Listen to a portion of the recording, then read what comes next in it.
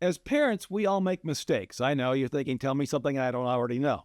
Kathy and I, we made our share. Today, Kathy is joining me as we talk about the big mistake we made early on. Fortunately, we discovered it before it was too late. Unfortunately, many parents in America make the same mistake, but they didn't correct it. As a result, we see emotionally broken adults who behave more like 3-year-olds, but with far more serious consequences. We're going to talk about that mistake, what we did to correct it, and why so many parents don't correct it. Then we're going to talk about the culture-wide results of that one mistake and what you and I can do to navigate our angry culture. This is Brad Bright. Welcome to the God is Issue podcast, where I show how God is the issue in every issue. And welcome to my bride, Kathy. Thank you. When our kids were young, Kathy and I, we were intentional about talking with them about current issues around the dinner table. We wanted them to be aware of what was going on around them and how to think through real life issues. Mm-hmm. Made for some lively conversations, but we made one really big miscalculation. We sure did.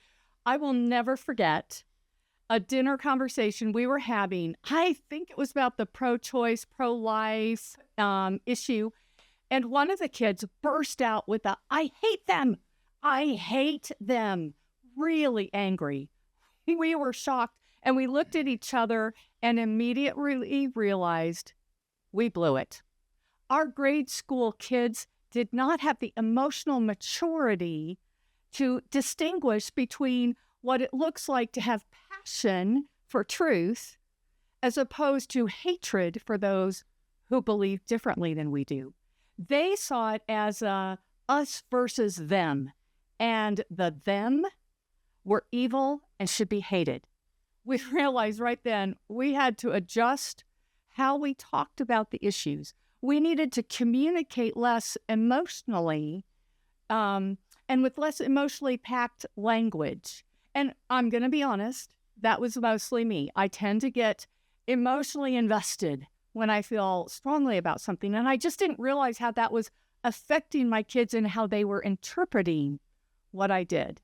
So even more important than that, however, we had to help our kids see that everyone, even those who opposed our core values, are created by God in His very image.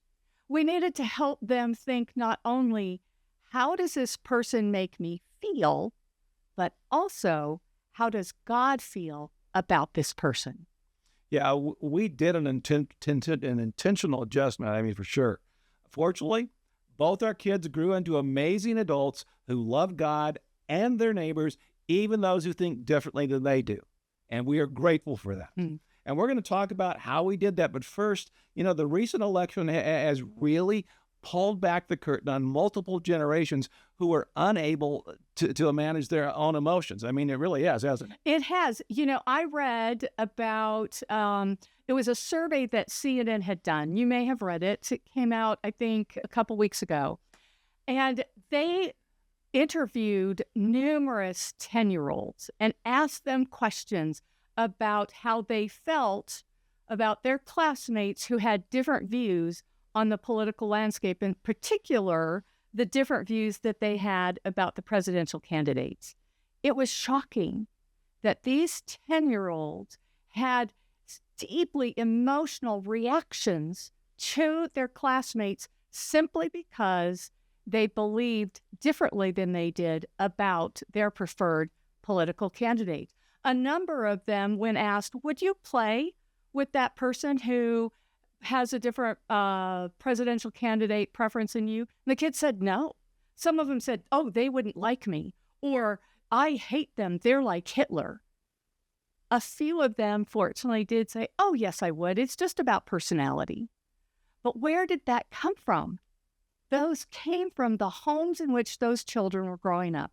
Their parents were influencing how they felt about their classmates simply because they disagreed on a political candidate. The CNN research of 10-year-olds was astonishing, that they can't be around those who vote for the wrong candidate. And then, Brad, I just read today actually heard that the State Department is paying to have post-election therapy sessions for distraught employees. And that includes having a cry session because they didn't like who was elected as president. Are you kidding me? What kind of emotional maturity does that show our leaders have? It is so concerning. I understand people being disappointed and concerned, but having crying sessions for grown adults in your employee, that tells you parents didn't do their job. This morning, I read about a 33-year-old woman who killed her 68-year-old dad with an ice axe because he voted for Trump. And I keep reading about teachers who emotionally vomit all over their kids in their classrooms who show up wearing a Trump hat or a MAGA hat or a T-shirt. I understand they don't like it. But folks, these are just kids. But here's the thing. With role models like that, it's no wonder that kids think it's okay to harm other kids who think differently than they do. I know, but Brad, how did we get here? That's my question. How in the world did we get to a place where a daughter is going to kill her dad simply because she didn't like who he voted for? Well, first, we're not teaching our kids to how to handle their emotions when they're young. Yeah. But just as importantly, folks, we aren't teaching them who God is. And that is critical. See, if your emotions are the standard, then we should expect violent outbursts when people get in our way, right? We are a nation of emotionally broken adults who don't really value those who think differently. I mean, in fact, a lot of Americans actually hate people who disagree with them. You need to look no further, folks. You need to look no further than the major talk shows to figure that out. And that boggles my mind, but it's undeniable. Exactly, Brad. You and I, we like to watch Jesse Waters. Yes. He's incredibly winsome. And one of the things that I love about him is that he is one of the few, if not the only, I'm not sure, conservative in his very liberal-leaning family. He and his mom famously disagree on most all political subjects. Jesse seems to have a genuine affection for his relatives, and they for him. Yeah. They can agree to disagree, but they don't hate each other. Many Americans could learn a lot from him. Oh, yeah. Most families are wrestling with what to do with other family members who think differently than they do. And recently, some far-left psychologists, they've been encouraging political liberals to cut ties with their conservative family members, as if that's the emotionally immature way to deal with it. Throwing relationships into the garbage instead of throwing divisive topics into the garbage. I mean, what a horrible example from children. Exactly. I actually heard Joy Reid say that tonight, that's exactly what we should do. And frankly, Joy, go for it. But you are not going to help the children of this country move together forward with compassion. I remember when I was young, my parents had a very sharp disagreement with one of my uncles. And every time for a few years when we got together, they argued about this topic. Finally, they decided that the relationship was more important than that particular topic. And so they just decided that whenever they get together, they aren't going to discuss that topic anymore. So for the last 40 years, their relationship has remained strong and their affection for each other unwavering, even though they strongly disagree.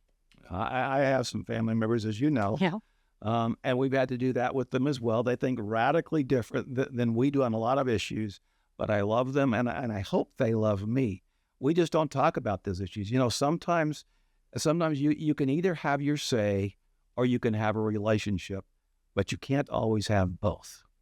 But Kathy, let's talk about what we did to help our kids really to mature emotionally.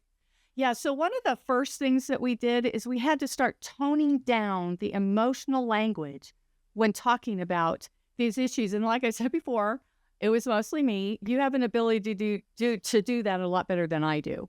But we continually reminded our kids that God loves everyone. They are precious to him. Jesus died for them so they could have a relationship with him if they so choose. We try to encourage our kids to love those who think differently than they do. And we try to model it in the way that we talked about those who disagree with us. It did take a while. We had to undo the damage that had been done, but slowly they began to filter their emotions through their view of God and how he feels. Yeah. Jesus said, love your neighbor. Then he told the story about a Samaritan, a hated Samaritan who hated Jews. Yeah. I mean, you understand, in Jesus' day, Jews despised the Samaritans and the Samaritans despised the Jews as much as Joey Behar despises Donald Trump, which is a whole lot. Now, Jesus' point was we're to love everyone, including those who hate us. That doesn't mean roll over.